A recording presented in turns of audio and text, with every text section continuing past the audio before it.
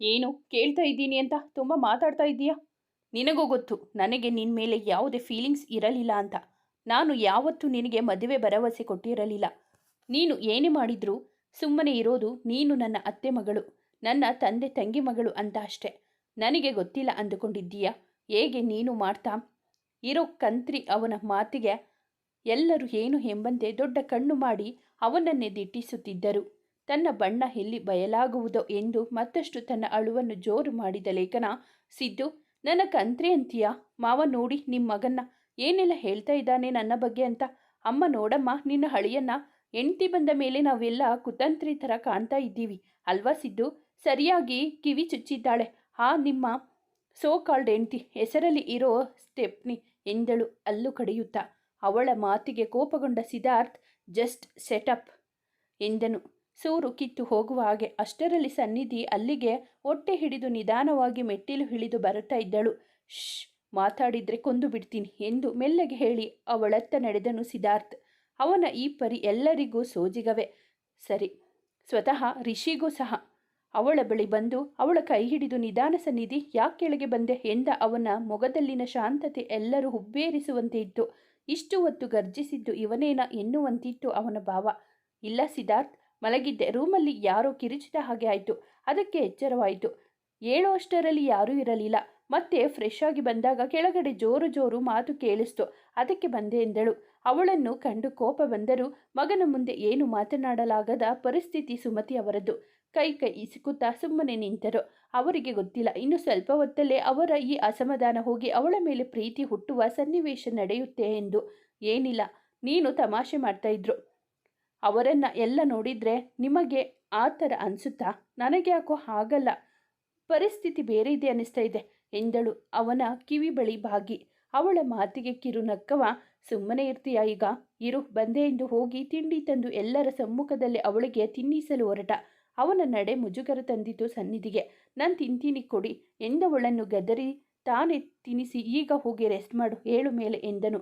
ಸಿದ್ಧಾರ್ಥ್, ಸ್ವಲ್ಪ ಹೊತ್ತು ಇಲ್ಲೇ ಇರ್ತೀನಿ, ರೂಮಲ್ಲಿ ಬೇಜಾರು. ಮುಖ ಕಿರಿದಾಗಿಸಿ ಹೇಳುವ ಅವಳ ಪರಿಗೆ ಒಪ್ಪಬೇಕು ಅನಿಸಿದರೂ ಒಪ್ಪುವ ಸ್ಥಿತಿ ಈಗ ಅಲ್ಲಿಲ್ಲ ಎಂದು ಸನ್ನಿಧಿ, ಈಗ ಹೋಗಿ ಸಂಜೆ ನಾನೇ ಹೊರಗಡೆ ಕರೆದುಕೊಂಡು ಹೋಗ್ತೀನಿ ಎಂದ ಅವನ ಮಾತಿಗೆ. ಮದುವೆ ಆಗಿ ಬಂದು ಇಷ್ಟು ದಿನ ಆಯಿತು, ನಾನು ಮನೇನೇ ಸರಿಯಾಗಿ ನೋಡಿಲ್ಲ, ಇನ್ನು ಹೊರಗಡೆ ಅಂತೆ. ಇವರ ಮುಖ ನೋಡು. ರೂಮ್ ಬಿಟ್ಟು ಇದೊಂದು ಹಾಲ್ ಇಷ್ಟೇ ನಾನು ನೋಡಿರೋದು. ರೂಮಿಂದ 2ರಿಂದ 3 ಸಾರಿ ಅಷ್ಟೇ ಅದು. ಇದೊಂದು ಹಾಲ್ ಇಷ್ಟೇ ನಾನು ನೋಡಿರೋದು. ರೂಮಿಂದ 2ರಿಂದ 3 ಸಾರಿ ಅಷ್ಟೇ ಅದು ಹೊರಗೆ ಬಂದಿರೋದು. ಮಿಕ್ಕಿದ್ದೆಲ್ಲ ಆ ರೂಮ್, ಬಾಲ್ಕನಿ ಅಷ್ಟೇ. ರೂಮಲ್ಲೇ ಇರೋಕೆ ಬೋರಿಂಗ್ ಸಿದ್ಧಾರ್ಥ್ ಎಂದ ಅವಳ ಮಾತಿಗೆ ಒಂದು ಕ್ಷಣ ಪಾಪ ಎನಿಸಿದರೂ ಅದು ಅನಿವಾರ್ಯ ಆಗಿತ್ತು ಅವನಿಗೆ. ಸನ್ನಿಧಿ, ಪ್ಲೀಸ್ ಕಣೋ, ಇನ್ನು ಸ್ವಲ್ಪ ದಿನ ಅಷ್ಟೇ, ಇನ್ನೇನು ಈಗ 7 ತಿಂಗಳಿಗೆ ಬೀಳುತ್ತೆ ಅಲ್ವಾ, ಆಗ ನೀನು ಆಯ್ತಾ ಎಂದು ಮನವೊಲಿಸಿದನು. ಅವಳಿಗೂ ಗೊತ್ತು ಅವನು ತನ್ನನ್ನು ತನ್ನ ಮನೆಯವರಿಂದ ದೂರ ಇಡಲು ಹೀಗೆ ಮಾಡುತ್ತಿದ್ದಾನೆ ಎಂದು. ಸರಿ ಎಂದು ನಿಧಾನವಾಗಿ ಹೋಗುವವಳನ್ನು ಕೈ ಹಿಡಿದು ಕರೆದುಕೊಂಡು ಹೋಗಿ ರೂಮ್ಗೆ ಬಿಟ್ಟು ಮತ್ತು ಮೇಲೆ ಬಂದನು. ಬಂದವನೇ ಸೋಫಾ ಮೇಲೆ ಕೂತು, ನೋಡಿ ಅತ್ತೆ, ಇದು ನಿಮ್ಮ ಮಗಳು ಮಾಡಿರೋ ಗನಂದಾರಿ ಕೆಲಸಗಳು ಎಂದು ಮನೆಯ CCTVಯಲ್ಲಿ ಕ್ಯಾಪ್ಚರ್ ಆದ ಕೆಲವು ತುಣುಕುಗಳನ್ನು ತೋರಿಸಿದನು. ತನ್ನ ಮೊಬೈಲ್ನಲ್ಲಿ ಅಲ್ಲಿ ಲೇಖನ ಸನ್ನಿಧಿಗೆ ಅಪಾಯ ಮಾಡುತ್ತಿರುವ ಕೆಲವು ಸನ್ನಿವೇಶಗಳಿದ್ದವು. ಸನ್ನಿಧಿ ಕೆಳಗೆ ವಾಕ್ ಮಾಡುವಾಗ ಮೇಲಿಂದ ಪಾಟ್ ಎಸೆಯುವುದು, ಆಗ ಅಲ್ಲಿಗೆ ಬಂದ ರಿಷಿ ಅವಳನ್ನು ಕಾಪಾಡಿದ್ದು. ಮೆಟ್ಟಿಲ ಮೇಲೆ ಎಣ್ಣೆ ಹಾಕಿ ಅವಳನ್ನು ಬೀಳಿಸುವ ಪ್ರಯತ್ನ, ಆಗ ಅದಕ್ಕೆ ಮನೆಯ ಕೆಲಸದವಳು ಬಲಿಯಾಗಿದ್ದು. ನಂತರ ಡೈನಿಂಗ್ ಟೇಬಲ್ ತುದಿಯಲ್ಲಿ ಸನ್ನಿಧಿ ಬರುವ ಕಡೆ ಗುರಿ ಮಾಡಿ ಚಾಕು ಹಿಡಿಯುವುದು, ಅದನ್ನು ಸಿದ್ಧಾರ್ಥ್ ತೆಗೆದು ಅವಳನ್ನು ಕಾಪಾಡಿದ ಸನ್ನಿವೇಶಗಳು ಇದ್ದವು. ಅದನ್ನು ಎಲ್ಲರೂ ನೋಡಿ ಇದೆಲ್ಲ ಯಾವಾಗ ಆಯಿತು ಎಂದು ಗಾಬರಿಯಾದರು. ಸಾವಿತ್ರಿ ಮಗಳ ಬಳಿ ಹೋಗಿ, ಇದೇನೆ ನೀನು ಮಾಡ್ತಾ ಇರೋದು? ಯಾವಾಗಲೂ ಇದರ ಬಗ್ಗೆ ನೀನು ಯೋಚನೆ ಮಾಡ್ತಾ ಇದ್ದಿದ್ದು? ನೀನು ನನ್ನ ಮಗಳ ಎಂದು ಒಡೆಯುತ್ತಿದ್ದರು. ಅಲ್ಲಿ ಯಾರೊಬ್ಬರು ಅವಳನ್ನು ತಡೆಯಲಿಲ್ಲ. ಸೊ ಇದಕ್ಕೆ ನಾನು ನನ್ನ ಹೆಂಡತಿಗೆ ಕೆಳಗೆ ಬರೋಕೆ ಬಿಟ್ಟಿರಲಿಲ್ಲ ಎಂದರು. ಅವರ ಎಲ್ಲ ಡ್ರಾಮಾ ಮುಗಿದಾದ ಮೇಲೆ ಅಷ್ಟರಲ್ಲಿ ಸನ್ನಿಧಿ ಕೆಳಗೆ ಬಂದಳು. ಅದನ್ನು ನೋಡಿ ನಿಜಕ್ಕೂ ಸಿದ್ಧಾರ್ಥನಿಗೆ ಕೋಪ ಬಂದಿತು. ಸನ್ನಿಧಿ, ಯಾಕೆ ಮತ್ತೆ ಬಂದೆ? ರೆಸ್ಟ್ ಮಾಡು ಅಂತ ಹೇಳಿದ್ದೆ ತಾನೆ ಎಂದು ಜೋರಾಗಿ ಗದರಿದನು. ಈ ಗದರುವಿಕೆಗೆ ಅವಳಿಗೆ ಈಗಾಗಲೇ ಅಭ್ಯಾಸವಾಗಿದೆ. ಅದಕ್ಕಾಗಿ ಶ್ರುತಿ ಬಂದಿದ್ದಾಳೆ ಸಿದ್ಧಾರ್ಥ್, ಅದಕ್ಕೆ ಬಂದೆ. ಇರಿ, ಅವಳು ಬಂದ್ಲು ಅನ್ಸುತ್ತೆ ಎಂದು ಸ್ಕೂಟಿ ಶಬ್ದ ಕೇಳಿ ಹೊರ ಹೋದಳು. ಹಣೆ ಚಚ್ಚಿಕೊಂಡನು ಸಿದ್ಧಾರ್ಥ್. ಇಡೀ ಮನೆ, ಆಫೀಸ್ ಎಲ್ಲವನ್ನು ಗಡಗಡ ನಡುಗಿಸುವ ಸಿದ್ಧಾರ್ಥ್ ಸನ್ನಿಧಿಯ ಮುಂದೆ ಏನೂ ಇಲ್ಲ ಎಂಬುವುದು ಅಲ್ಲಿ ಎಲ್ಲರಿಗೂ ಆ ಕ್ಷಣಕ್ಕೆ ಅರ್ಥವಾಗಿತ್ತು. ಬಂದ ಗೆಳತಿಯನ್ನು ಉಪಚರಿಸಿ ಒಬ್ಬರಿಗೊಬ್ಬರು ಯೋಗಕ್ಷೇಮ ವಿಚಾರಿಸಿ ಗೆಳತಿಯಿಂದ ಕೆಲವೊಂದು ಸಲಹೆ ಪಡೆದಳು ಸನ್ನಿಧಿ. ಶ್ರುತಿ ಬಂದ ನಂತರ ಒಬ್ಬರು ಜಗಳದ ಬಗ್ಗೆ ಮಾತನಾಡಲಿಲ್ಲ. ಅದು ಸಿದ್ಧಾರ್ಥನ ಆಜ್ಞೆ ಆಗಿತ್ತು. ಜೊತೆಗೆ ಅವಳ ಜೊತೆ ಸೌಮ್ಯವಾಗಿ ನಡೆದುಕೊಂಡರು ಲೇಖನಾಳನ್ನು ಹೊರತುಪಡಿಸಿ. ಶ್ರುತಿ ಸಹ ಅವಳನ್ನು ಅಷ್ಟು ಕೇರ್ ಮಾಡಲಿಲ್ಲ. ಇರೇ ಸನ್ನಿಧಿ, ನಾನು ಬಂದಿರೋ ಕೆಲಸನೇ ಮರೆತು ನಿನ್ನ ಜೊತೆ ಹರಟೆ ಹೊಡಿತಾ ಇದ್ದೀನಿ ನೋಡು. ಸಿದ್ಧಾರ್ಥ್ ಒಂದು ನಿಮಿಷ ಎಂದ ಶ್ರುತಿಯ ಮಾತಿಗೆ ಹೇಳಿ ಶ್ರುತಿ, ಇಲ್ಲಿ ಎಲ್ಲರೂ ನಮ್ಮವರೇ ಎಂದು ಎಲ್ಲರ ಮುಂದೆ ಮಾತನಾಡಲು ಹೇಳಿದನು.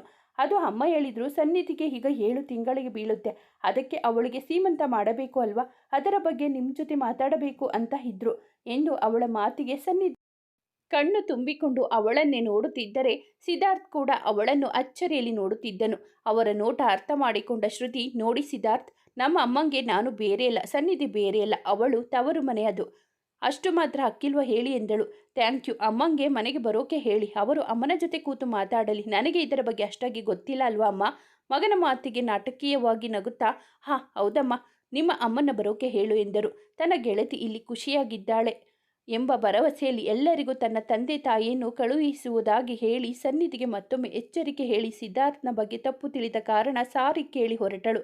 ಸನ್ನಿಧಿ, ಅವರು ಯಾಕೆ ನನಗೆ ಸಾರಿ ಕೇಳಿದರು ಎಂದ ಸಿದ್ಧಾರ್ಥ್ ಮಾತಿಗೆ ಮುಸಿ ಮುಸಿ ನಗುತ್ತಾ, ನಿಮ್ಮನ್ನು ಕೋಪಿಷ್ಟ, ಇರಿಟೇಟ್, ಹೀಗೆ ಏನೇನು ಹೇಳ್ತಾ ಇದ್ಲು.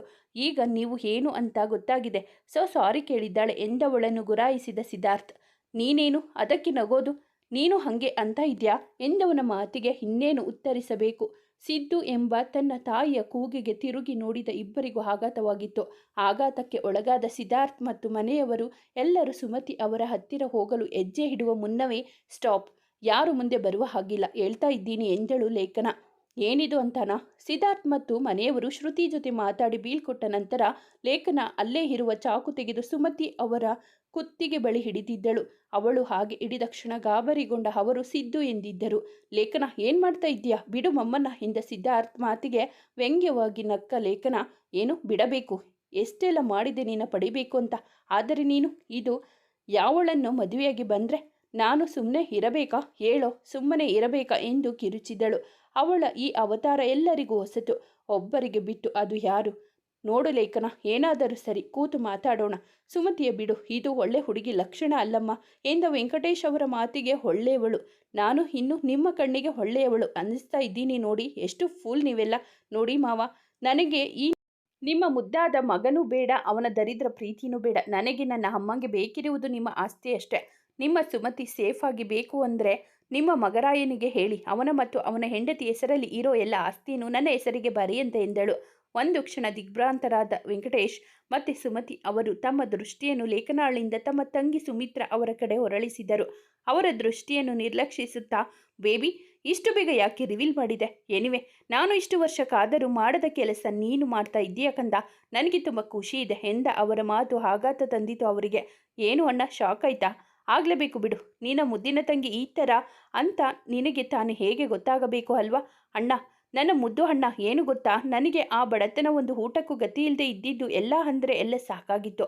ನನಗೆ ಆಸ್ತಿ ಮೇಲೆ ಮೊದಲೇ ಕಣ್ಣಿತ್ತು, ಇದು ಅಪ್ಪಂಗೂ ಗೊತ್ತಿತ್ತು. ಅದಕ್ಕೆ ಅವರು ಮಿಡಲ್ ಕ್ಲಾಸ್ ಫ್ಯಾಮಿಲಿಗೆ ನನ್ನ ಮದುವೆ ಮಾಡಿ ಅಷ್ಟು ಬೇಗ ಕಳುಹಿಸಿದ್ದು. ನಾನು ನನ್ನ ಗಂಡನಿಗೆ ಹೇಳಿದೆ, ಇಲ್ಲೇ ಬಂದು ಇರೋಣ, ಹೇಗಾದರೂ ಆಸ್ತಿ ಒಡೆಯೋಣ ಅಂತ. ಅವನು ಕೇಳಿಲ್ಲ, ಆದರೂ ಎಷ್ಟೋ ಟ್ರೈ ಮಾಡಿದೆ, ಆಗಲಿಲ್ಲ. ಸೊ ನಾನೇ ಆಕ್ಸಿಡೆಂಟ್ ಮಾಡಿಸಿ ಪರಲೋಕಕ್ಕೆ ಪಾರ್ಸಲ್ ಮಾಡಿದೆ. ಆಮೇಲೆ ಸಿಂಪತಿ ಮೇಲೆ ಇಲ್ಲಿಗೆ ಬಂದೆ. ಆಮೇಲೆ ನೀನೇ ಲೇಖನಾಗೂ ಸಿದ್ಧಾರ್ಥನಿಗೂ ಮದುವೆ ಅಂದೆ. ಆದರೂ ನನಗೆ ಸಮಾಧಾನ ಇರಲಿಲ್ಲ. ನೀನು ಯಾವಾಗ ಎಲ್ಲ ಆಸ್ತಿನೂ ಸಿದ್ಧಾರ್ಥನಿಗೂ ಮತ್ತು ಅವನನ್ನು ಮದುವೆ ಆಗಿ ಬರೋ ಹುಡುಗಿಗೂ ಅಂತ ವಿಲ್ ಮಾಡಿದ್ಯೋ, ಅವತ್ತಿಂದ ಲೇಖನಾಗೆ ಹೇಗಿರಬೇಕು, ಏನು ಮಾಡಬೇಕು ಎಲ್ಲ ಹೇಳ್ಕೊಡ್ತಾ ಬಂದೆ. ಆದರೆ ಎಂದು ನಿಟ್ಟುಸಿರು ಬಿಟ್ಟ ಅವಳನ್ನು ನೋಡುತ್ತಾ ಎಲ್ಲರೂ ನಿಂತಾಗ ತಾಯಿಯ ಮಾತನ್ನು ಮಗಳು ಮುಂದುವರಿಸಿದಳು. ಆದರೆ ಏನು ಗೊತ್ತಾ ಮಾವ, ಈ ನಿಮ್ಮ ಸುಕುಮಾರ ಈ ಭಿಕಾರಿನ ಲವ್ ಮಾಡ್ತಾ ಇದ್ದ. ಇದಂತೂ ರಿಷಿ ಸಹ ಅಚ್ಚರಿಪಡುವ ವಿಷಯವಾಗಿತ್ತು. ಏನು ಇಷ್ಟು ಶಾಕ್ ಆಗ್ತಿದ್ದೀರಾ? ಹೋ, ಇವಳಿಗೆ ತಲೆ ಕೆಟ್ಟಿದ್ಯಾ? ಅವರು ಯಾವಾಗ ಲವ್ ಮಾಡಿದ್ರು ಅಂತಾನಾ?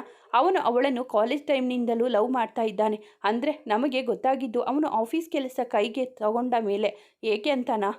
ಅವಳು ಯಾವುದೋ ಕಂಪನಿಗೆ ಇಂಟರ್ವ್ಯೂ ಕೊಟ್ಟರೆ ಇವನ ಕಂಪನಿಗೆ ಹೇಗೆ ಸೆಲೆಕ್ಟ್ ಆಗ್ತಾಳೆ? ಅದಕ್ಕೆ ಅಮ್ಮ ತಲೆಕೆಡಿಸಿಕೊಳ್ಳಲಿಲ್ಲ. ಆದರೆ ನಾನು ರಿಕ್ಸ್ ತಗೊಳ್ಳೋಕ್ಕೆ ರೆಡಿ ಇರಲಿಲ್ಲ. ಅದಕ್ಕೆ ಎಲ್ಲ ಕೆದಕಿ ಉತ್ತರ ಸಿಕ್ತು. ಆಮೇಲೆ ಅಮ್ಮ ನಾನು ಇದಕ್ಕೆ ಅಂತ ನಿಮ್ಮ ಮೂಲಕ ಅವನ ಹತ್ರ ಭಾಷೆ ತಗೊಂಡ್ವಿ. ಆದರೂ ಇರಲಿ ಅಂತ ಪ್ಲ್ಯಾನ್ ಮಾಡಿ ಜ್ಯೂಸ್ನಲ್ಲಿ ಮತ್ತು ಬರೋ ಪುಡಿ ಮಿಕ್ಸ್ ಮಾಡಿ ನನಗೂ ಅವನಿಗೂ ಕುಡಿಸಿ ಒಂದಾದರೆ ಅವನಿಗೂ ಡೌಟ್ ಬರಲ್ಲ ಅಂತ ಅವತ್ತು ಯುರೋಪ್ ಹೋಗೋ ದಿನ ಕಂಪನಿಗೆ ಹೋಗಬೇಕು ಅಂತ ಹಠ ಮಾಡಿದ್ದೆ. ಆದರೆ ಇವನು ಏನೋ ಒಂದು ಹೇಳಿ ಸಾಗಾಕಿದ. ಆದರೂ ನಾವು ಮಾಡಿದ್ದು ತಪ್ಪೇನು ಗೊತ್ತಾ? ಮೊದಲು ನನ್ನ ಫೋಟೋ ಆ ವೇಟರ್ಗೆ ಕೊಡಲಿಲ್ಲ. 2 ನಾನಲ್ಲಿ ಹೋಗಿಲ್ಲ ಅಂತ ಅಮ್ಮನಿಗೆ ಇನ್ಫಾರ್ಮ್ ಮಾಡಲಿಲ್ಲ. ಇದರಿಂದ ಈ ಆಳಾದವಳು ಈಸಿಯಾಗಿ ಮನೆಗೆ ಎಂಟ್ರಿ ಕೊಟ್ಲು ಎಂದು ಎಲ್ಲ ತಮ್ಮ ನೀಚ ಕೆಲಸ ಹೇಳ್ತಾ ಇದ್ರೆ ಎಲ್ಲವುದು ಸಿದ್ಧಾರ್ಥ್ ತನ್ನ ಫೋನಲ್ಲಿ ರೆಕಾರ್ಡ್ ಮಾಡ್ತಾ ಇದ್ದ. ಹಾಗಾದರೆ ನೀನು ಸಿದ್ದುನ ಪ್ರೀತಿ ಮಾಡಲಿಲ್ವಾ ಎಂದ ಸುಮತಿ ಅವರ ಮಾತಿಗೆ ಪ್ರೀತಿ ಮೈ ಫುಟ್ ಪ್ರೀತಿ ಎಂದ ಹೊಟ್ಟೆ ತುಂಬುತ್ತಾ ಅತ್ತೆ, ನನಗೆ ನಿಮ್ಮ ಮಗನ ಮೇಲೆ ಯಾವ ಪ್ರೀತಿನೂ ಇಲ್ಲ, ಬದನೆಕಾಯಿ ಏನೂ ಇಲ್ಲ ಎಂದವಳ ಮಾತಿಗೆ ತನ್ನ ಮೇಲೆ ತನಗೆ ಕೋಪ ಬಂದಿತು ಸುಮತಿ ಅವರಿಗೆ. ಎದುರಿಗೆ ಬಂಗಾರ ಇದ್ದರೂ ಗುರುತಿಸದೆ ಕಾಗೆ ಬಂಗಾರವನ್ನು ಎತ್ತಿ ಮೆರೆಸಿದ್ದೇನಲ್ಲ ಎಂದು. ನೋಡಿ, ನನಗೂ ಸಾಕಾಯಿತು, ಬೇಗ ಡಿಸೈಡ್ ಮಾಡಿ, ಸಿದ್ದು ನಿಮ್ಮ ಅಮ್ಮನ ಆಸ್ತಿನ ಎಂದು ಅವಳ ದರ್ಪದ ಮಾತಿಗೆ ಸರಿ ಡಾಕ್ಯುಮೆಂಟ್ ಕೊಡು ಎಂದವನ ಮಾತಿಗೆ ಸಿದ್ದು ಬೇಡ, ನೀನು ಇಂಥ ನಿರ್ಧಾರ ಮಾಡೋ ಹಾಗಿಲ್ಲ. ಈ ಪಾಪಿನ ನಂಬಿ ಅಂಥ ಚಿನ್ನದಂತಹ ಹುಡುಗಿಗೆ ನೋಯಿಸಿದ್ದಕ್ಕೆ ಇದೇ ನನಗೆ ಸರಿಯಾದ ಶಿಕ್ಷೆ. ನೀನು ಸೈನ್ ಮಾಡಬೇಡ ಎಂದ ಸುಮತಿ ಅವರನ್ನು ಕಣ್ಣಲ್ಲಿ ಸುಮ್ಮನಿರಲು ಹೇಳಿದನು. ಅವನ ಸನ್ನೆ ಅರ್ಥ ಮಾಡಿಕೊಂಡ ಅವರು ಸುಮ್ಮನಾದರು. ರಿಷಿ ಕಡೆ ತಿರುಗಿದ ಅವನು ಪೆನ್ ಕೊಡು ಎಂದು ಏನನ್ನೋ ಸನ್ನೆ ಮಾಡಿದನು. ಅವನ ಸನ್ನೆ ಅರ್ಥ ಮಾಡಿಕೊಂಡವನು ತಲೆ ಹಾಕುತ್ತಾ ಪೆನ್ ಕೊಟ್ಟನು.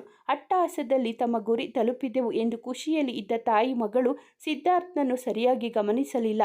ತನ್ನ ಅತ್ತೆ ಕೊಟ್ಟ ಡಾಕ್ಯುಮೆಂಟ್ ಹಿಡಿದು ಇನ್ನೇನು ಸಹಿ ಹಾಕಬೇಕು. ಅಷ್ಟರಲ್ಲಿ ಸುಮತಿ ಲೇಖನ ಕೈಕಚ್ಚಿ ಇತ್ತ ಬಂದರೆ ರಿಷಿ ಅವಳ ಕೈಯಲ್ಲಿರುವ ಚಾಕು ಕಸಿದಿದ್ದನು. ಒಂದು ಕ್ಷಣ ಕಣ್ಣು ಮುಚ್ಚಿ ತೆಗೆಯುವುದರ ಒಳಗೆ ಎಲ್ಲ ಅವರ ಕೈ ಮೀರಿತು. ಅವರಿಬ್ಬರನ್ನು ಲಾಕ್ ಮಾಡಿದ ಸಿದ್ಧಾರ್ಥ್, ಹೇಳಿ ಅಪ್ಪ, ಏನು ಮಾಡೋಣ ಅಂತ ನಿರ್ಧಾರ ನಿಮಗೆ ಬಿಟ್ಟಿದ್ದು ಎಂದನು. ಪೊಲೀಸ್ ಸ್ಟೇಷನ್ಗೆ ಕಾಲ್ ಮಾಡಿಸಿದ್ದು, ಬಂದು ಹೇಳ್ಕೊಂಡು ಹೋಗಲಿ ಇವರನ್ನು ಎಂದು ತನ್ನ ತಂದೆಯ ಮಾತಿಗೆ ರಿಷಿ ಮುಖ ನೋಡಿದನು. ಅವನು ಪೊಲೀಸ್ನವರಿಗೆ ವ್ಯವಸ್ಥೆ ಮಾಡಿದನು. ಅಣ್ಣ, ಏನು ಮಣ್ಣು ತಿನ್ನೋ ಕೆಲಸ ಮಾಡಿದೆವು, ಇದು ಒಂದು ಅವಕಾಶ ಕೊಡು, ನಾನು ನನ್ನ ಮಗಳು ಇದೇ ಮನೆಯಲ್ಲಿ ಜೀತ ಮಾಡಿಕೊಂಡು ಇರ್ತೀವಿ ಎಂದ ಸಾವಿತ್ರಿ ಅವರ ಮಾತಿಗೆ ಕೋಪಗೊಂಡ ವೆಂಕಟೇಶ್ ಅವರು, ಮುಚ್ಚು, ಅಣ್ಣ ಅಂತ ಕರೆದರೆ ನಾಲಿಗೆ ಸೀಳಿಬಿಡ್ತೀನಿ. ನೀನು ನನ್ನ ಹೊಡ ಹುಟ್ಟಿದವಳು ಅಲ್ಲ, ಆದರೂ ಯಾವುದರಲ್ಲೂ ಕಮ್ಮಿ ಮಾಡಲಿಲ್ಲ. ನಾನು ಅಪ್ಪ, ಅದು ನಿನಗೂ ಗೊತ್ತು. ದೇವಸ್ಥಾನದಲ್ಲಿ ಸಿಕ್ಕಿನಿಂದ ಅಲ್ಲೇ ಬಿಟ್ಟು ಬಂದಿದ್ರೆ ಗೊತ್ತಾಗೋದು ಸಂಬಂಧದ ಬೆಲೆ ಎಂದ ಅವರ ಮಾತಿಗೆ ಸಾವಿತ್ರಿ ತಲೆ ತಗ್ಗಿಸಿದರೆ ಎಲ್ಲರೂ ಮತ್ತೊಮ್ಮೆ ಶಾಕ್ ಆದರು. ಅಪ್ಪ, ಏನು ಹೇಳ್ತಾ ಇದ್ದೀರಾ ನೀವು ಇವರು ಎಂದ ಸಿದ್ಧಾರ್ಥನಿಗೆ, ಹೌದು ಸಿದ್ದು, ಇವಳು ನನ್ನ ಸ್ವಂತ ತಂಗಿ ಅಲ್ಲ, ನಿನ್ನ ಅತ್ತೇನೂ ಅಲ್ಲ ಎಂದವರ ಮಾತಿಗೆ ಇಷ್ಟು ದಿನ ಇದು ಒಂದೇ ಕಾರಣಕ್ಕೆ ಸುಮ್ಮನೆ ಇದ್ದೆ ಎಂದವನನ್ನು ಸಮಾಧಾನಿಸಿದರು.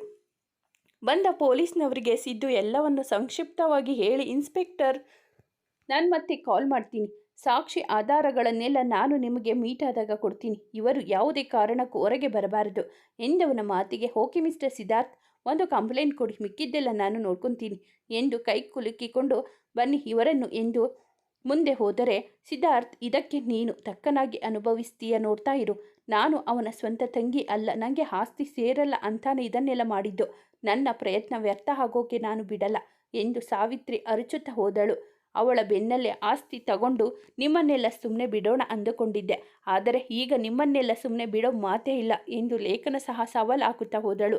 ಇದನ್ನೆಲ್ಲ ನೋಡುತ್ತಾ ನೋಡುತ್ತಾ ಸನ್ನಿಧಿ ಮೂರ್ಛೆ ಹೋದಳು. ಸನ್ನಿಧಿ ಎಂದು ಕೂಗುತ್ತಾ ಅವಳನ್ನು ಹಿಡಿದ ರಿಷಿ ಅವಳನ್ನು ಎಚ್ಚರಿಸುತ್ತಿದ್ದರೆ ಎಲ್ಲ ಗಾಬರಿ ಬಿದ್ದರು. ತಕ್ಷಣ ಸಿದ್ಧಾರ್ಥ್ ಅವಳನ್ನು ಹಿಡಿದು ರೂಮಿಗೆ ಎತ್ತಿಕೊಂಡು ಹೋಗಿ ಮಲಗಿಸಿದನು. ಅಮ್ಮ ಪರಮೇಶ್ವರಿ, ಏನಮ್ಮ ನಿನ್ನ ಲೀಲೆ, ಇನ್ನು ಎಷ್ಟು ಅಂತ ಈ ಮಗುಗೆ ಕಷ್ಟ ಕೊಡ್ತೀಯಾ ಎಂದು ಮನದಲ್ಲಿ ದೇವರಲ್ಲಿ ಪ್ರಶ್ನಿಸಿದ ಸುಮತಿ ಅವರು, ಸಿದ್ದು, ಬೇಗ ಡಾಕ್ಟರ್ನ ಬರೋಕೆ ಹೇಳು ಎಂದ ತನ್ನ ತಾಯಿ ಮಾತಿಗೆ ಸರಿ ಎಂದು ಸಿದ್ದು ಫ್ಯಾಮಿಲಿ ಡಾಕ್ಟರನ್ನು ಬರ ಹೇಳಿದನು. ಸಿದ್ಧಾರ್ಥ್, ಏನಿದು, ನಿಮಗೆ ಮೊದಲೇ ಹೇಳಿದ್ದೆ ಅಲ್ವಾ ಇವರಿಗೆ ಯಾವ ಶಾಕ್ ನ್ಯೂಸ್ ಸಡನ್ಲಿ ಹೇಳಬಾರ್ದು ಅಂತ ಎಂದು ಧ್ವನಿಗೇರಿಸಿ ಮಾತನಾಡುತ್ತಿರುವ ಡಾಕ್ಟರ್ ಕಡೆ ತನ್ನ ತೀಕ್ಷ್ಣ ನೋಟ ಬೀರದೆ ತಡ ಅದು ಸಿದ್ಧಾರ್ಥ್, ಇವರು ಕಂಡೀಷನ್ ತುಂಬ ಸೆನ್ಸಿಟಿವ್, ಅದಕ್ಕೆ ಎಂದು ತಮ್ಮ ಧ್ವನಿಯನ್ನು ಅಡಗಿಸಿದ್ದರು. ಎನಿ ಪ್ರಾಬ್ಲಮ್ ಎಂದ ಅವನ ಆತಂಕದ ಧ್ವನಿಗೆ, ನೋ, ಬಟ್ ಶಾಕ್ನಿಂದ ಪ್ರಜ್ಞೆ ತಪ್ಪಿದ್ದಾರೆ.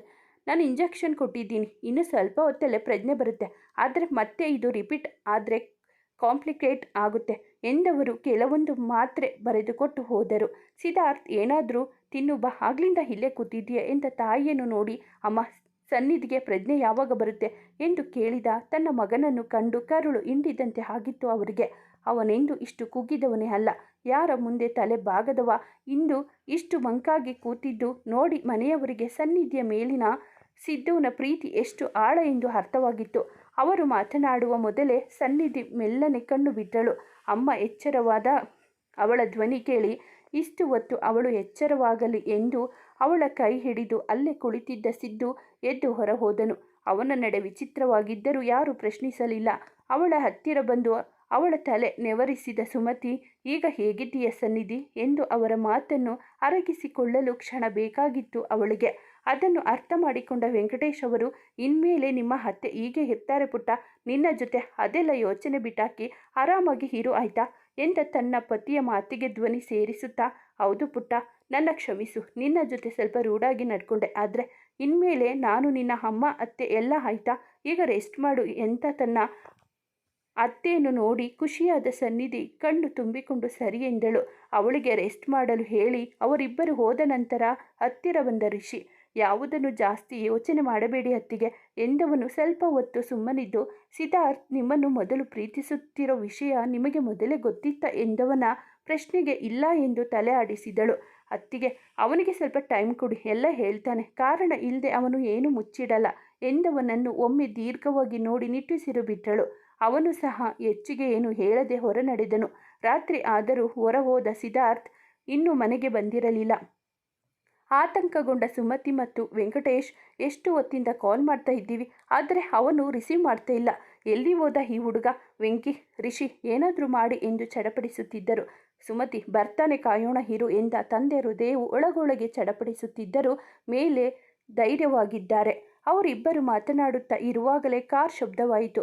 ಹೊರಗೋಡಿದರು 3 ಜನ. ಗೆಳೆಯ, ಎಲ್ಲಿ ಹೋಗಿದ್ದೆ ಇಷ್ಟು ಹೊತ್ತು ಎಂದು ಕೇಳಿದ ತನ್ನ ಗೆಳೆಯನ ಮಾತಿಗೆ ಎಲ್ಲರನ್ನು ಉದ್ದೇಶಿಸಿ, ನಾನು ಸ್ವಲ್ಪ ರೆಸ್ಟ್ ಮಾಡಬೇಕು ಪ್ಲೀಸ್, ಯಾರು ಏನು ಪ್ರಶ್ನೆ ಮಾಡಬೇಡಿ ಎಂದು ನಿಲ್ಲದೆ ರೂಮಿಗೆ ಹೋದನು. ಅವನು ಹೋದ ಕಡೆ ನೋಡುತ್ತಾ ನಿಂತ ಅವನ ತಂದೆ ತಾಯಿಗೆ, ರಿಷಿ, ಆಂಟಿ, ಅಂಕಲ್, ಅವನನ್ನು ಸ್ವಲ್ಪ ಹೊತ್ತು ಅವನ ಪಾಡಿಗೆ ಬಿಡಿ, ಇಬ್ಬರು ಸರಿ ಹೋಗ್ತಾರೆ, ನನಗೆ ಆ ನಂಬಿಕೆ ಇದೆ ಎಂದವರಿಗೆ, ಅಷ್ಟಾದರೆ ಸಾಕು ರಿಷಿ ಎಂದವರಿಗೆ ಹೇಳಿ ತನ್ನ ಮನೆ ಕಡೆ ಹೊರಟನು. ರೂಮಿಗೆ ಬಂದ ಸಿದ್ಧಾರ್ಥ್ ಮಲಗಿರುವ ಸನ್ನಿಧಿಯನ್ನು ಕ್ಷಣದಿಟ್ಟಿಸಿ ಫ್ರೆಶ್ ಆಗಲು ಬಾತ್ರೂಮ್ಗೆ ಹೊಕ್ಕನು. ಶವರ್ ಕೆಳಗೆ ಅದು ಎಷ್ಟೋ ಹೊತ್ತು ನಿಂತು ಸ್ನಾನ ಮುಗಿಸಿ ಹೊರ ಬಂದಾಗ ಸನ್ನಿಧಿ ಎದ್ದು ಕೂತಿದ್ದಳು. ನಿದ್ದೆ ಬಂದಿಲ್ವ ಸನ್ನಿಧಿ, ಮಲ್ಕೊಳ್ಳಿ ಎಂದವನ ಮಾತಿಗೆ ಯಾವುದೇ ಪ್ರತಿಕ್ರಿಯೆ ನೀಡದೆ ಅವನನ್ನೇ ನೋಡುತ್ತಾ ಕುಳಿತಿದ್ದಳು. ಅವಳ ನೋಟವನ್ನು ಅರ್ಥ ಮಾಡಿಕೊಂಡ ನೈಟ್ ಡ್ರೆಸ್ ಧರಿಸಿ ಅವಳ ಪಕ್ಕ ಕೂತು, ಕೇಳಿ ಅದೇನು ಕೇಳಬೇಕು ಎಂದನು. ಅದು ಯಾವಾಗ ಬಂದ್ರಿ, ಇದು ನೀವು ಕೇಳಬೇಕು ಅಂತ ಇರೋ ಪ್ರಶ್ನೆ ಅಲ್ಲ, ಆದರೂ ಓಕೆ, ನಾನು ಆಗಲೇ ಬಂದೆ, ನೀವು ಮಲಗಿದ್ರಿ, ನೀವು ಯಾವಾಗ ಎದ್ದಿದ್ದು, ನೀರಿನ ಸೌಂಡ್ ಕೇಳಿಸ್ತು, ನೀವು ಬಂದ್ರಿ ಅಂದ್ಕೊಂಡು ಎದ್ದೆ, ಹಾಗಾದರೆ ನನಗೋಸ್ಕರ ಕಾಯ್ತಾ ಇದ್ರಾ, ಹಾಂ ಹೌದು ಅಂದರೆ ಇಲ್ಲ ಎಂದವಳ ಮುದ್ದು ಪೆದ್ದು ಮಾತಿಗೆ, ಅಯ್ಯೋ ಮುದ್ದು, ಸರಿ ಹೇಳು, ಏನು ಗೊತ್ತಾಗಬೇಕು ನನ್ನಿಂದ, ನನ್ನ ಮನದೊಡತಿಗೆ ಎಂದ ಅವನನ್ನು ಬಿಟ್ಟ ಕಣ್ಣು ಬಿಟ್ಟಂತೆ ನೋಡುತ್ತಾ ಕುಳಿತು ಬಿಟ್ಟಳು ಸನ್ನಿಧಿ. ಸಿದ್ಧಾರ್ಥನ ಹೊಸ ಮಾತಿಗೆ ಚಹರೆಗೆ ಸನ್ನಿಧಿ ಫುಲ್ ಶಾಕ್. ಸಿದ್ಧಾರ್ಥ್ ಇವರೇನಾ ಅಥವಾ ಎಂದು ಆಲೋಚನೆಗೆ ಬಿದ್ದಳು. ಅವಳ ಮನ ಓದಿದವನಂತೆ, ಸನ್ನಿಧಿ ಏನು, ಇವನ್ಯಾರಪ್ಪ ಸಿದ್ಧಾರ್ಥ್, ಹೌದೋ ಇಲ್ವೋ ಅಂತ ಯೋಚನೆ ಮಾಡ್ತಾ ಇದ್ದೀಯಾ ಎಂದು ನಗುತ್ತಾ, ಇದು ನಾನೇ Siddharth, the great businessman, ಕೋಪಿಷ್ಟ ಎಕ್ಸೆಟ್ರಾ. ಅವನು ಇಷ್ಟು ಮಾತನಾಡಿದರೂ ಸುಮ್ಮನೆ ಕೂತವಳನ್ನು ತನ್ನ ಎದೆಗೆ ಒರಗಿಸಿಕೊಂಡು ಅವಳ ತಲೆ ನೆವರಿಸುತ್ತಾ, ಸನ್ನಿಧಿ, ನಾನು ಎಲ್ಲ ಹೇಳ್ತೀನಿ, ನೀನು ಸುಮ್ಮನೆ ಯೋಚನೆ ಮಾಡಿ ಸ್ಟ್ರೆಸ್ ಮಾಡ್ಕೊಬೇಡ, ಅದು ನಮ್ಮ ಮಗು ಆರೋಗ್ಯಕ್ಕೂ ಒಳ್ಳೆಯದಲ್ಲ ಎಂದವನ ಮುಖ ನೋಡುತ್ತಾ ಎಂದಳು. ಗುಡ್ ಗರ್ಲ್, ಎಲ್ಲಿಂದ ಶುರು ಮಾಡಲಿ, ನಿನ್ನ ನಾನು ಯಾವಾಗಿಂದ ಪ್ರೀತಿ ಮಾಡ್ತಾ ಇದೆ ಅಲ್ವಾ ನಿನ್ನ ಮೊದಲ ಪ್ರಶ್ನೆ ಎಂದ ನಗುಮುಖ ಸರದಾರನಿಗೆ ಹೌದು ಎಂದು ಉತ್ತರಿಸಿದಳು. ಓಕೆ ಲಿಸನ್, ನೀನು ಓದುತ್ತಾ ಇದ್ದ ಕಾಲೇಜಿನಲ್ಲಿ ನಾನು ಓದಿದ್ದು, ಆದರೆ ನಾನು ಅಲ್ಲಿ ಸೂಪರ್ ಸೀನಿಯರ್ ನಿನಗೆ, ಹಾಗಾಗಿ ನಮ್ಮಿಬ್ಬರ ಭೇಟಿ ತೀರಾ ಅಂದರೆ ತೀರಾ ಕಡಿಮೆ, 1 ಅಥವಾ 2 ಸಾರಿ ನಾವಿಬ್ಬರು ಮೀಟ್ ಆಗಿರೋದು, ಅದು ನೀನು ಮರೆತಿರಬಹುದು, ಆದರೆ ನಾನಲ್ಲ. ನೀನು ಜಾಯಿನ್ ಆಗಿದ್ದ ಮೊದಲ ದಿನಾನೇ ಕನ್ಫ್ಯೂಸ್ ಆಗಿ ನಮ್ಮ ಕ್ಲಾಸ್ ರೂಮಿಗೆ ಬಂದು ಹೋದೆ ನೋಡು, ಅದು ನನಗೆ ಲವ್ ಅಟ್ ಫಸ್ಟ್ ನೈಟ್. ಅವತ್ತಿಂದ ತುಂಬ ಕಾಡ್ತಾ ಇದೆ. ಕೊನೆಗೆ ನಾನೇ ಸೋತು ನಿನ್ನ ಬಗ್ಗೆ ವಿಚಾರಿಸಿ ನಿನಗೆ ಗೊತ್ತಿಲ್ಲದೆ ನಿನ್ನ ಫಾಲೋ ಮಾಡ್ತಾ ಇದ್ದೆ. ನೀನು ಒಬ್ಬಳು ಅನಾಥೆ ಅಂತ ಗೊತ್ತಾದಾಗ ತುಂಬ ನೋವಾಯಿತು, ಬಟ್ ದಿ ಸೇಮ್ ಟೈಮ್ ನಿನ್ನ ತುಂಬ ಚೆನ್ನಾಗಿ ನೋಡ್ಕೊಬೇಕು. ಇಷ್ಟು ದಿನ ನೀನು ಮಿಸ್ ಮಾಡ್ಕೊಂಡಿರೋ ಎಲ್ಲ ಪ್ರೀತಿನ ತಾಯಿಯಾಗಿ, ತಂದೆಯಾಗಿ, ಅಕ್ಕ, ತಂಗಿ, ಅಣ್ಣ, ತಮ್ಮ ಎಲ್ಲರ ಜಾಗನೂ ನನ್ನ ಪ್ರೀತಿನೇ ತುಂಬಬೇಕು ಅಂತ ನಾನು ಪ್ರಾಮಿಸ್ ಮಾಡ್ಕೊಂಡಿದ್ದೆ. ಹೀಗೆ 1-2 ಸಾರಿ ಸ್ಟಡಿ ಪರ್ಪಸ್ ನಾವಿಬ್ಬರು ಮೀಟ್ ಆಗಿದ್ದರೂ ನಮ್ಮ ಪರಿಚಯ ನಮಗೆ ಇರಲಿಲ್ಲ. ಆದರೆ ನಾನು ನಿನ್ನ ನೋಡದೇ ಇರೋ ದಿನಾನೇ ಇಲ್ಲ. ನನ್ನ ಸ್ಟಡಿ ಮುಗಿದ ಮೇಲೆ ಅಪ್ಪ ಕಟ್ಟಿರೋ ಕಂಪನಿನ ನಾನೇ ಟೇಕ್ ಓವರ್ ಮಾಡಿದ್ದೆ. ಇದರ ನಡುವೆ ನಿನ್ನ ಮೇಲೆ ನನ್ನ ಗಮನ ಏನು ಕಡಿಮೆ ಆಗಿರಲಿಲ್ಲ. ನೀನು ಎಲ್ಲೇ ಹೋದರೂ ಏನೇ ಮಾಡಿದರೂ ನನಗೆ ಗೊತ್ತಾಗ್ತಾ ಇತ್ತು. ಆಮೇಲೆ ಒಂದು ದಿನ ಅಪ್ಪ ಇದ್ದಕ್ಕಿದ್ದ ಹಾಗೆ ಕರೆದು ಲೇಖನ ಜೊತೆ ನಿನ್ನ ಮದುವೆ ಅಂತ ಪ್ರಮಾಣ ಮಾಡಿಸಿಕೊಂಡರು. ನಾನು ಅವತ್ತು ಎಷ್ಟು ಕುಗ್ಗಿದ್ದೆ ಗೊತ್ತಾ ಮುದ್ದು. ನಿನ್ನ ಹತ್ರ ಬಂದು ಎಲ್ಲ ಹೇಳಿ ಹತ್ತು ಬಿಡೋಣ ಅಂದ್ಕೊಂಡೆ, ಆದರೆ ಭಯ ಆಯಿತು, ಸುಮ್ಮನೆ ಆದೆ. ಲೇಖನ ಜೊತೆ ಮಾತಾಡೋಣ ಅಂದ್ಕೊಂಡೆ. ಆದರೆ ಅವಳು ನಾನು ಇಷ್ಟ ಅಂತ ಮನೆಯಲ್ಲೆಲ್ಲ ಹೇಳಿಕೊಂಡು ಓಡಾಡ್ತಾ ಇದ್ಲು. ಸೊ ಅದನ್ನು ಕೈಬಿಟ್ಟೆ. ಆಮೇಲೆ ನೀನು ಒಂದು ಕಂಪನಿಗೆ ಇಂಟರ್ವ್ಯೂ ಕೊಟ್ಟಿದ್ಯಾ ಅಂತ ಗೊತ್ತಾಯಿತು. ನನ್ನದೇ ಜಂಜಾಟದಲ್ಲಿ ನಿನ್ನ ವಿಷಯದಿಂದ ಸ್ವಲ್ಪ ದೂರ ಇದ್ದೆ. ಅದರ ಪರಿಣಾಮ ನೀನು ಆ ಕಂಪನಿಗೆ ಹೋಗಿದ್ದು. ಬಟ್ ನನ್ನ ಲಕ್ ಅನಿಸುತ್ತೆ, ಅದು ನನ್ನ ಕ್ಲೋಸ್ ಫ್ರೆಂಡ್ ಕಂಪನಿ. ಸೊ ಅವನ ಹತ್ರ ರಿಕ್ವೆಸ್ಟ್ ಮಾಡಿಕೊಂಡು ನನ್ನ ಕಂಪನಿಗೆ ನಿನ್ನ ಟ್ರಾನ್ಸ್ಫರ್ ಮಾಡಿಕೊಂಡೆ. ಇದು ನಿನ್ನ ಗಮನಕ್ಕೆ ಬಾರದೆ ಇರೋ ಥರ ಗಮನ ವಹಿಸಿದೆ ಕೂಡ. ಮತ್ತೆ ನೀನು ನನ್ನ ಕಂಪನಿಗೆ ಬರ್ತೀಯಾ ಅಂತ ಗೊತ್ತಾದ ದಿನ ತುಂಬ ಖುಷಿಯಲ್ಲಿ ಇದ್ದೆ. ನಿನ್ನ ದಿನ ನೋಡಬಹುದು ಅಂತ. ನಿನಗೆ ಇನ್ನೊಂದು ವಿಷಯ ಗೊತ್ತಾ? ನೀನೇ ನನ್ನ ಮೊದಲ PA ಎಂದು ನಕ್ಕನು. ಅಂದರೆ ಆ ಸೀಟ್ ನನಗೆ ರಿಸರ್ವ್ ಇಟ್ಟಿದ್ರಾ ಎಂದು ಅನುಮಾನ ದೃಷ್ಟಿಯಿಂದ ಕೇಳಿದವಳ ನೋಡಿ ನಗ್ತಾ ಸಿದ್ಧಾರ್ಥ್, ನನ್ನ ಹುಡುಗಿ ನನ್ನ ಜೊತೆ ಇದ್ದು ಚೂರು ಬುದ್ಧಿ ಕಲಿತಿರೋ ಆಗಿದೆ ಎಂದವನನ್ನು ಗುರಾಯಿಸಿ, ನನಗೆ ಮೊದಲೇ ಬುದ್ಧಿ ಇರಲಿಲ್ವಾ ಎಂದು ಹೇಳುವವಳನ್ನು ತಡೆದು ಮತ್ತೆ ತನ್ನೆದೆಗೆ ಹೊರಗಿಸಿಕೊಂಡು, ಇತ್ತು ಭಾರಿ ಇತ್ತು, ಮುಂದೆ ಕೇಳು ಈಗ. ಹೌದು, ನನ್ನ ಜೊತೆ ನೀನೇ ಇರಬೇಕು ಅಂತ ಈ ಸೀಟ್ ರಿಸರ್ವ್ ಇಟ್ಟಿದ್ದೆ. ನನ್ನ ಪ್ರತಿ ಹೆಜ್ಜೆಯಲ್ಲೂ ನೀನು ನನ್ನ ಹಿಂದೆ ಇರಬೇಕು ಅನ್ನೋದು ನನ್ನ ಆಸೆ ಆಗಿತ್ತು. ಸೊ ಅಪ್ಪನ PA ಇದ್ದರು, ನಾನು ನನ್ನ ಕೆಲಸ ನಾನೇ ಮಾಡ್ಕೊತಾ ಇದ್ದೆ. ಆಮೇಲೆ ನೀನು ಬಂದು ಟೀಮ್ ಲೀಡ್ ಆದೆ. ಕೋಪ ಬಂತು ನಿನ್ನ ಆ ಪೋಸ್ಟ್ ಹಾಕಿದ್ದೋರ ಮೇಲೆ. ಯಾಕಂದರೆ ನನ್ನ ಕೇಳದೆ ಹಾಕಿದ್ರು. ಆಮೇಲೆ ಗೊತ್ತಾಯಿತು ಇದು ಅಪ್ಪನ ಕೆಲಸ ಅಂತ. ಸೊ ಹಾಗೆ ಮ್ಯಾನೇಜ್ ಮಾಡ್ತಾ ನನ್ನ PA ಮಾಡ್ಕೊಬೇಕು ಅಂತ ತುಂಬ ಕಾದೆ. ಅಷ್ಟರಲ್ಲಿ ಅದೇ ನಮ್ಮ ಲೈಫ್ ಟರ್ನಿಂಗ್ ಪ್ರಾಜೆಕ್ಟ್ ಬಂತು. ನಾನು ನಿಮಗೆ ಇದು ಭಾರ ಆಗುತ್ತೇನೋ ಅಂತ ಅಂದುಕೊಂಡಿದ್ದೆ. But you did all good job.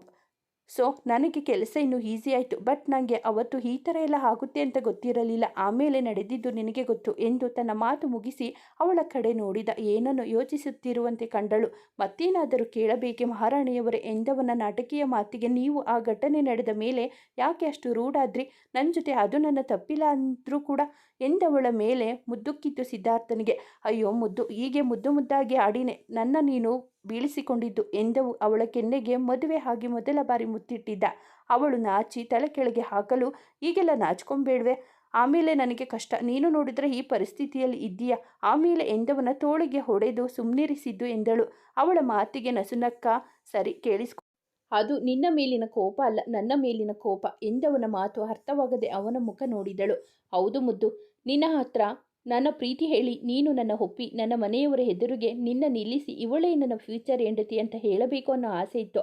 ಜೊತೆಗೆ ಅಂದುಕೊಂಡಿದ್ದ ಅತ್ತೆ ಮತ್ತು ಲೇಖನ ವಿಚಾರ ನನಗೆ ಅವತ್ತೇ ಗೊತ್ತಾಗಿದ್ದು. ಅವರು ಹೇಗೆ ಅಂತ ನನ್ನ ಜೊತೆಗಿದ್ದು ಇಷ್ಟು ದಿನ ಅದು ಹೇಗೆ ಇಷ್ಟೆಲ್ಲ ಮಾಡಿದ್ರು ಅದು ನನಗೆ ಸ್ವಲ್ಪ ಕೂಡ ಅನುಮಾನ ಬಾರದೇ ಇರೋ ಥರ. ಇಷ್ಟಕ್ಕೆಲ್ಲ ನನ್ನ ಕುರುಡು ನಂಬಿಕೆ ಕಾರಣ ಅಂತ ನನ್ನ ಮೇಲೆ ನನಗೆ ಕೋಪ ಬಂದಿತ್ತು. ಅದು ನಿನ್ನ ಮೇಲೆ ತಿರುಗಿತು. ಸಾರಿ ಮುದ್ದು, ಕ್ಷಮಿಸಿ ಬಿಡು ಎಂದವನ ಮುದ್ದು ಕೋರಿಕೆಗೆ ಸನ್ನಿಧಿ ತಕ್ಷಣ ಅವನನ್ನು ಅಪ್ಪಿದಳು. ಇರಲಿ ಬಿಡಿ, ನೀವು ಯಾಕೆ ಸಾರಿ ಕೇಳ್ತೀರಾ? ಮತ್ತೆ ಅವರ ವಿಷಯ ನಿಮಗೆ ಮೊದಲೇ ಗೊತ್ತಿತ್ತಾ? ಹೌದು ಮುದ್ದು, ನನಗೆ ಗೊತ್ತಿತ್ತು. ಅತ್ತೆ ಲೇಖನ ಜೊತೆ ಫೋನಲ್ಲಿ ಮಾತಾಡೋದು ಕೇಳಿಸ್ಕೊಂಡೆ. ಆದರೆ ಪೂರ್ತಿ ವಿಷಯ ತಿಳಿದುಕೊಳ್ಳಲಿಕ್ಕೆ ಆಗಲಿಲ್ಲ. ಸೊ ಅವರ ಕಾಲ್ ರೆಕಾರ್ಡರ್ ಎಲ್ಲ ತೆಗೆಸಿದಾಗ ಗೊತ್ತಾಯಿತು. ಅಪ್ಪನ ತಂಗಿ ಅನ್ನೋ ಒಂದೇ ಕಾರಣಕ್ಕೆ ಇಷ್ಟು ದಿನ ಸುಮ್ಮನೆ ಇದ್ದೆ. ಜೊತೆಗೆ ನಿನ್ನ ಅವರಿಂದ ಕಾಪಾಡಬೇಕಿತ್ತು. ಸೊ ಯಾವುದಕ್ಕೂ ಅವಸರ ಮಾಡದೆ ನಿಧಾನವಾಗಿ ಎಲ್ಲ ಮುಗಿಸಿದೆ. ನಿಮಗೆ ಅವರು ನಿಮ್ಮ ಸ್ವಂತ ಅತ್ತೆ ಅಲ್ಲ ಅನ್ನೋ ವಿಷಯ ಅವಳ ಮಾತು ಪೂರ್ತಿ ಆಗೋ ಮುನ್ನವೇ ಇಲ್ಲ. ಗೊತ್ತಿದ್ರೆ ಕತೆ ಬೇರೇನೇ ಆಗೋದು ಎಂದು ಉತ್ತರಿಸಿದನು. ಸರಿ, ಈಗ ಲೇಟ್ ಆಗಿದೆ, ಮಲ್ಕೋ ನೀನು ಎಂದು ಅವಳನ್ನು ಮಲಗಿಸಿ ಬ್ಲಾಂಕೆಟ್ ಹೊದಿಸಿ ಅವಳ ಹಣೆಗೆ ಬೆಚ್ಚನೆ ಮುತ್ತಿಟ್ಟು, ಮಲ್ಕೋ, ಡ್ಯಾಡ್ ಮ್ಯಾಮ್ ಹತ್ರ ಮಾತಾಡಿ ಬರ್ತೀನಿ, ಅವರು ತುಂಬ ಟೆನ್ಷನ್ ಆಗಿದ್ದಾರೆ ಎಂದವನಿಗೆ ಒಪ್ಪಿ ಮಲಗಿದಳು. ಅವಳು ಮಲಗಿದ ಮೇಲೆ ಹೊರ ಹೋದನು. ಅಪ್ಪ ಎಂದ ಮಗನ ಧ್ವನಿ ಕೇಳಿ ಗಾಬರಿಗೊಂಡ ಅವನ ತಂದೆ ತಾಯಿ ಅವನ ಎರಡನೇ ಕೂಗಿಗೆ ಬಾಗಿಲು ತೆಗೆದರು. ಏನಾಯ್ತು ಸಿದ್ದು? ಸನ್ನಿಧಿ ಆರಾಮಾಗಿ ಇದ್ದಾಳೆ ತಾನೆ ಎಂದ ತನ್ನ ತಾಯಿಯ ಆತಂಕದ ಧ್ವನಿಗೆ, ರಿಲ್ಯಾಕ್ಸ್ ಸನ್ನಿಧಿ ಆರಾಮಾಗಿ ಇದ್ದಾಳೆ, ನಿದ್ದೆ ಮಾಡ್ತಾ ಇದ್ದಾಳೆ. ನೀವು ಇನ್ನು ನಮ್ಮ ಬಗ್ಗೆ ಚಿಂತೆ ಮಾಡ್ತಾ ನಿದ್ದೆ ಮಾಡಿರಲ್ಲ ಅಂತ ಗೊತ್ತು, ಅದಕ್ಕೆ ಬಂದೆ ಎಂದವನ ಮಾತು ಕೊಂಚ ಸಮಾಧಾನ ತಂದಿತು ಅವರಿಗೆ. ಅವನು ಹೇಳಿದ ಹಾಗೆಯೇ ಅವರು ನಿದ್ದೆ ಮಾಡಿರಲಿಲ್ಲ. ಮಗನ ಬದುಕಿನ ಬಗ್ಗೆ, ಅವನ ಮುಂದಿನ ಭವಿಷ್ಯದ ಬಗ್ಗೆ, ಸನ್ನಿಧಿ ನಿರ್ಧಾರದ ಬಗ್ಗೆ ಚಿಂತೆ ಮಾಡುತ್ತಾ ಸೂರು ದಿಟ್ಟಿಸುತ್ತಿದ್ದರು. ಮಗನೇ, ಸನ್ನಿಧಿ ಏನು ಹೇಳಿದ್ಲು? ಮಾತನಾಡಿದ ಅವಳ ಜೊತೆ ಎಂದ ತನ್ನ ತಂದೆಗೆ. ಹಿರಿ ಡ್ಯಾಡ್, ಹೇಳ್ತೀನಿ ಮಾಮ್, ಈಗಲೂ ನಿಮಗೆ ಸನ್ನಿಧಿ ಮೇಲೆ ಅಸಮಾಧಾನ ಇದೆಯಾ? ಇಲ್ಲ ಸಿದ್ದು, ಖಂಡಿತ ಇಲ್ಲ. ನನಗೆ ಸನ್ನಿಧಿ ಒಬ್ಬಳು ಅನಾಥೆ ಅಂತ ಅಸಮಾಧಾನ ಇತ್ತು. ಆದರೆ ಅದಕ್ಕಿಂತ ಹೆಚ್ಚಾಗಿ ಲೇಖನಾಗಿ ಮೋಸ ಆಯಿತು ಅನ್ನೋದೇ ಅಸಮಾಧಾನ ಹೆಚ್ಚಿತು. ಯಾವಾಗ ಅವಳು ನನ್ನ ಕತ್ತಿಗೆ ಚಾಕು ಇಟ್ಲೋ, ಯಾವಾಗ ಅವಳು ಸನ್ನಿಧಿಯ ಕೊಲ್ಲೋ ಪ್ರಯತ್ನ ನೋಡಿದ್ದ ಮೇಲೆ ಅವಳ ಮೇಲೆ ನನ್ನ ಕುರುಡು ಮೋಹ ನೆಲಕಚ್ಚಿತು. ಇನ್ನು ಸನ್ನಿಧಿ ನೀನು ಇಷ್ಟಪಟ್ಟ ಹುಡುಗಿ ಅಂತ ಗೊತ್ತಾದ ಮೇಲೆ ಅವಳು ಅನಾಥೆ ಅನ್ನೋ ಭಾವ ಕೂಡ ನನ್ನಲ್ಲಿ ಇಲ್ಲವೋ ಎಂದು ಕಣ್ಣೀರಿಟ್ಟರು. ಬಿಡಿ, ಈಗ ಯಾಕಳುವುದು ಕೇಳಿದೆ ಅಷ್ಟೆ ಎಂದು ಅವರ ಕಣ್ಣು ಒರೆಸಿದನು. ಇದು ಅವಳಿಗೆ ನಾನು ಇಷ್ಟು ದಿನ ಪಾಪ ಸನ್ನಿಧಿ ಎಲ್ಲ ಸಹಿಸಿಕೊಂಡಳು ಎಂದು ಪಶ್ಚಾತ್ತಾಪಪಟ್ಟರು. ಸರಿ ಬಿಡಿ, ಈಗ ನೀವು ಅಳು ನಿಲ್ಲಿಸಿ. ನನ್ನ ಸನ್ನಿಧಿ ಮಧ್ಯೆ ಈಗ ಎಲ್ಲ ಕ್ಲಿಯರ್ ಇದೆ ಡ್ಯಾಡ್. ಮಾಮ್, ನನ್ನ ಹುಡುಗಿ ನನ್ನ ಪ್ರೀತಿ ಒಪ್ಕೊಂಡ್ಳು ಎಂದು ಬಹು ಖುಷಿಯಲ್ಲಿ ಹೇಳಿದ ಮಗನ ಮಾತನ್ನು ಕೇಳಿ ಅವರಿಗೂ ಖುಷಿಯಾಯಿತು. ಸಿದ್ದು, ನಿನಗೆ ಲೇಖನ ಮತ್ತು ಸಾವಿತ್ರಿ ಬಗ್ಗೆ ಮೊದಲೇ ಗೊತ್ತಿತ್ತ ಎಂದು ತಂದೆ ಕೇಳಿದಾಗ ಸುಮತಿ ಅವರು, ಅವರ ವಿಷಯ ಮತ್ತೆ ಯಾಕೆ, ಅದು ಬಿಡು ಸಿದ್ದು, ನಿನ್ನ ಮತ್ತೆ ಸನ್ನಿಧಿ ಲವ್ ಸ್ಟೋರಿ ಹೇಳು ಎಂದ ತನ್ನ ತಾಯಿ ಮಾತಿಗೆ ನಕ್ಕ ಸಿದ್ಧಾರ್ಥ್ ಇಬ್ಬರ ಪ್ರಶ್ನೆಗೂ ಉತ್ತರಿಸಿದನು. ಅವನ ಮತ್ತು ಸನ್ನಿಧಿ ಪ್ರೇಮ ಪಯಣ, ಅವಳನ್ನು ಪಡೆಯಲು ಮಾಡಿದ ಸರ್ಕಸ್, ಅವಳನ್ನು ಬೇರೆ ಕಂಪನಿಯಿಂದ ಇಲ್ಲಿಗೆ ಕರೆತಂದ ಬಗೆ, ನಂತರ ಅವರಿಬ್ಬರ ನಡುವೆ ನಡೆದ ಆಘಾತಕಾರಿ ಘಟನೆ, ಅಂದೇ ಲೇಖನ ಮತ್ತು ಸಾವಿತ್ರಿ ಬಗ್ಗೆ ಗೊತ್ತಾಗಿದ್ದು ಎಲ್ಲ ಹೇಳಿದನು. ಎಲ್ಲ ಕೇಳಿ ನಿಟ್ಟುಸಿರು ಬಿಟ್ಟ ದಂಪತಿಗಳು, ಇನ್ಮೇಲೆ ಎಲ್ಲ ಸರಿ ಹೋಗುತ್ತೆ, ಸನ್ನಿಧಿ ಒಬ್ಬಳೇ ಇದ್ದಾಳೆ ಎಂದು ಅವನನ್ನು ಕಳುಹಿಸಿ ತಾವು ನೆಮ್ಮದಿಯ ನಿದ್ದೆ ಮಾಡಿದರು. ಅಂದು Lahari hotel and party hall ಜಾಗಮಗ್ಗಿಸೋ ಲೈಟಿಂಗ್ಸ್ಗಳಿಂದ, ಹೂ ತೋರಣಗಳಿಂದ ಕಳೆ ಬಂದಿತ್ತು. ಹಾಲ್ ತುಂಬ ಸಿದ್ಧಾರ್ಥ್ ಬಿಸಿನೆಸ್ ಗೆಸ್ಟ್, ನೆಂಟರು, ಫ್ರೆಂಡ್ಸ್, ಸನ್ನಿಧಿ ಕಡೆಯಿಂದ ಶ್ರುತಿ ಮತ್ತು ಅವರ ಮನೆಯವರು ಅಷ್ಟೇ. ಸಿದ್ದು ಅಣ್ಣ, ಏನಿದು ಇನ್ನೂ ಹೀಗೆ ಇದ್ದೀರಾ? ಬೇಗ ರೆಡಿಯಾಗಿ ಹೋಗಿ, ಇನ್ನೇನು ಶಾಸ್ತ್ರ ಶುರು ಆಗುತ್ತೆ. ಶ್ರುತಿ, ಹೊರಟೇ ಇರು, ನೋಡಿ ಇದನ್ನು ಅಲ್ಲಿ ಹಾಕಿ, ಮತ್ತು ಇದು ಇಂದು ಮ್ಯಾನೇಜ್ಮೆಂಟ್ನವರಿಗೆ ಹೇಳುತ್ತಾ ಇರುವ ಸಿದ್ಧಾರ್ಥ್ನನ್ನು ತಡೆದ ರಿಷಿ. ನೀನು ಹೋಗಿ ರೆಡಿಯಾಗು ಮಾರಯ್ಯ, ಇದನ್ನೆಲ್ಲ ನಾನು ನೋಡ್ಕೊತೀನಿ. ನೀನು ಏನು ನೋಡ್ತೀಯಾ, ವ್ಯವಸ್ಥೆಯ ಅಥವಾ ಶ್ರುತಿನ ಎಂದು ಛೇಡಿಸಿದವನಿಗೆ ಅಣ್ಣ ಸುಮ್ಮನೆ ಇರಿ ಎಂದು ಓಡಿದಳು ಶ್ರುತಿ. ಸಿದ್ಧಾರ್ಥ್ ನಗುತ್ತಾ ರೆಡಿ ಆಗಲು ಹೋದನು.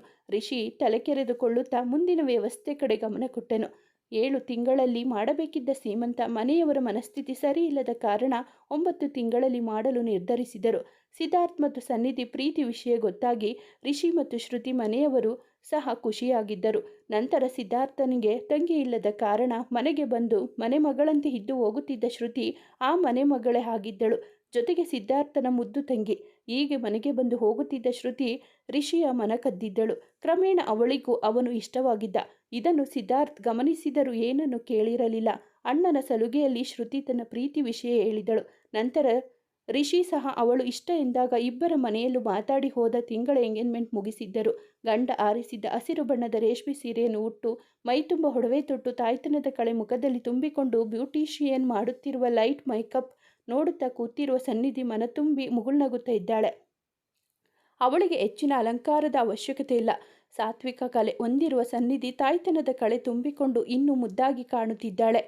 ಮುಗೀತಾ ನಿಮ್ಮ ಕೆಲಸ ಎಂದು ಬಂದ ಶ್ರುತಿ ಕಡೆ ತಿರುಗಿದ ಸನ್ನಿಧಿಯನ್ನು ನೋಡಿದ ಶ್ರುತಿ, ಹೋ ಸನ್ನಿಧಿ, ನಿನ್ನ ಅಣ್ಣ ನೋಡಿದ್ರೆ ಕಳೆದೇ ಹೋಗ್ತಾರೆ ಕಣೆ.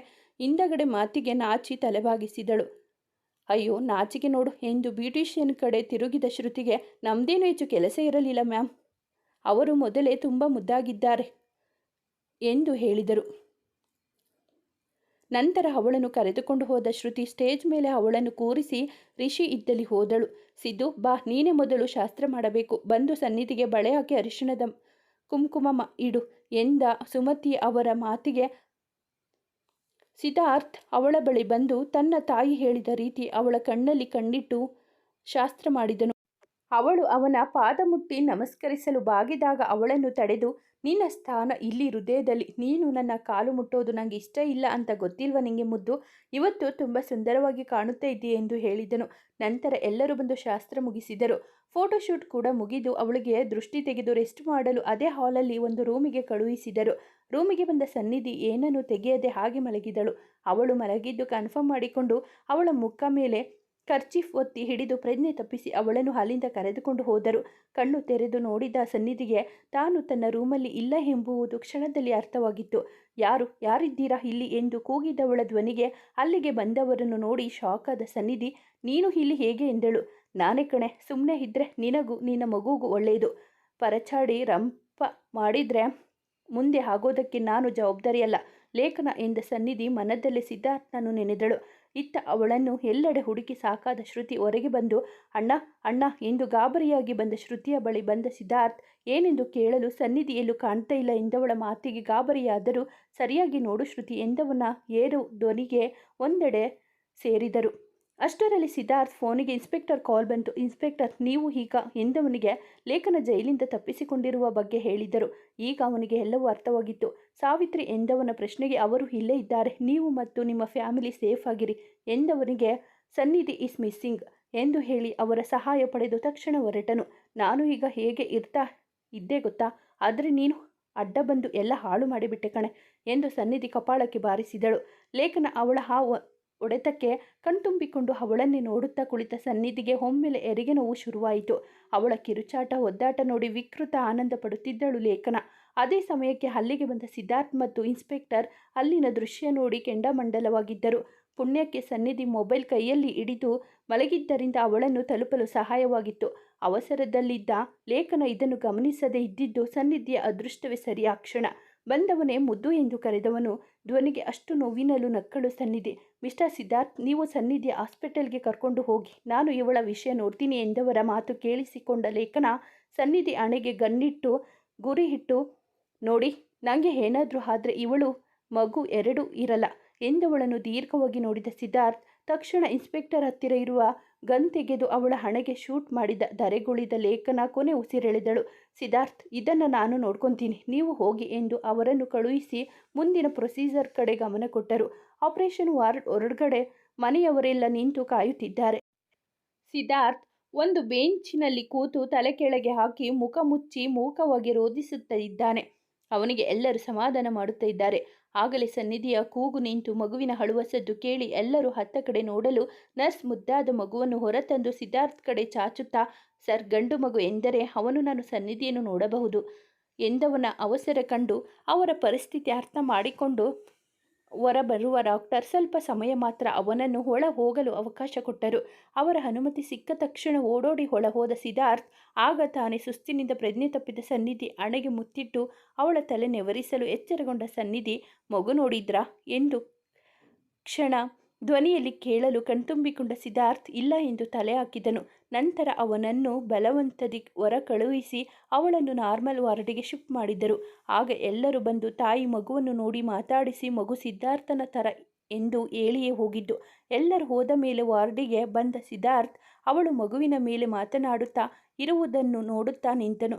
ಅವನನ್ನು ಕಂಡು ಹತ್ತಿರ ಕರೆದು, ಏನಾಯಿತು ಪಾಪ, ಹುಟ್ಟಿದಾಗಿನಿಂದ ನೀವೇನು ಮಾತನಾಡಿಯೇ ಇಲ್ಲ ಎಂದವಳನ್ನು ಮಗು ಸಮೇತ ಹಪ್ಪಿ, thank you and love you ಮುದ್ದು, ಯು ಬೋತ್ ಮೈ ಲೈಫ್ ಎಂದು ಇಬ್ಬರ ಹಣೆಗೂ ಮುತ್ತಿಟ್ಟನು. ಮೀಟ್ ಯು ಎಂದು ಅವಳು ಅವನನ್ನು ಅಪ್ಪಿದಳು. ಅಂದಿನಿಂದ ಸಿದ್ಧಾರ್ಥ್ ಮತ್ತು ಸನ್ನಿಧಿ ಸುಖ ಸಂಸಾರ ನಡೆಸುತ್ತಾ ಇದ್ದರು. ಅವರ ಸಂಸಾರದ ಸುಖ ಸ್ವರ್ಗಕ್ಕೆ ಕಿಚ್ಚು ಹಚ್ಚುವ ಹಾಗಿತ್ತು. ಸಿದ್ಧಾರ್ಥ್ ಅಂದುಕೊಂಡಂತೆ ಸನ್ನಿಧಿಗೆ ಎಲ್ಲವೂ ಆಗಿದ್ದ. ಇಬ್ಬರು ಅವರವರ ಪ್ರೀತಿಯನ್ನು ಒಬ್ಬರಿಗೊಬ್ಬರು ಅರ್ಪಿಸಿಕೊಂಡು ಸುಖ ಸಂಸಾರ ನಡೆಸುತ್ತಿದ್ದರು. ಶುಭಂ. ಸ್ನೇಹಿತರೆ, ಈ ಕಥೆ ನಿಮಗೆ ಇಷ್ಟವಾಗಿದ್ದರೆ ದಯವಿಟ್ಟು ಒಂದು ಲೈಕ್ ಮಾಡಿ, ನಮ್ಮ ಚಾನಲನ್ನು ಸಬ್ಸ್ಕ್ರೈಬ್ ಆಗಿ, ನಿಮ್ಮ ಫ್ರೆಂಡ್ಸ್ ಆ್ಯಂಡ್ ಫ್ಯಾಮಿಲಿಗೆ ಈ ಕಥೆಯನ್ನು ಶೇರ್ ಮಾಡಿ. ನಿಮ್ಮ ಅನಿಸಿಕೆ ಅಭಿಪ್ರಾಯವನ್ನು ಕಾಮೆಂಟಲ್ಲಿ ತಿಳಿಸಿ. ಕಥೆಯನ್ನು ಕೇಳಿದ್ದಕ್ಕಾಗಿ ಧನ್ಯವಾದಗಳು.